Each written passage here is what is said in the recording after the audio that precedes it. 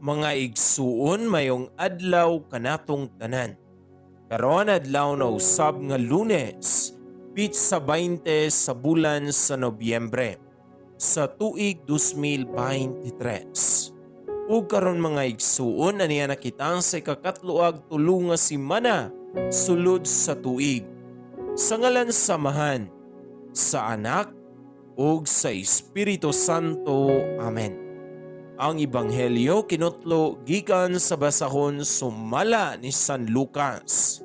Kapitulo 18, versikulo 35 ngadto sa 43. Sa nagkaduol na si Jesus sa Jericho, may usa ka buta nga naglingkod ug nagpakilimos diha sa daplin sa dalan.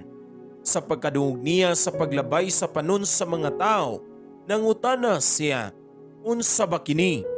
Sa Jesus nga taga Nazaret milabay, miingon sila kaniya.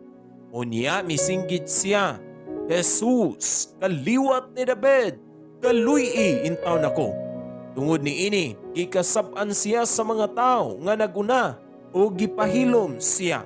Apan mikusog hinuon siya pagsinggit, "Kaliwat ni David, kaluy-i intaw nako." Busa mihunong si Jesus og misugo nga ang buta dadon ngadto kaniya.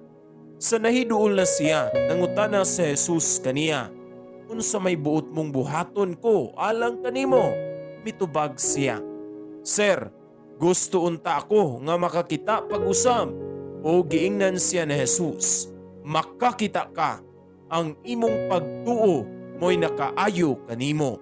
Og diha-diha nakakita siya og misunod kang Jesus og nagpasalamat sa Dios.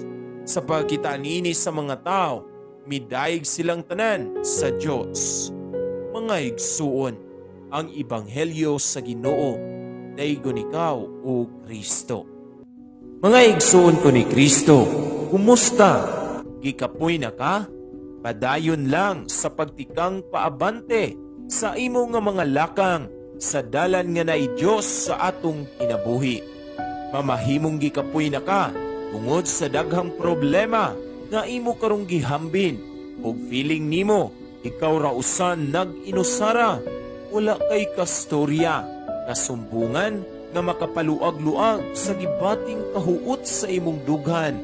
Igsuon ko ni Kristo, ayaw bayag buhi sa kutay sa pisi nga nagsumpay sa atong pagtuo ug pagsalig sa Dios.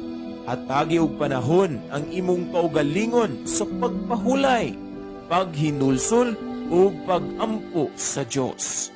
Dasiga ang imong kaugalingon nga mubangon sa imong pagkadagma ug hinumdumi kini nga ang Dios dili ka maong mupasagad kung kita kaniya andam lang moalagad.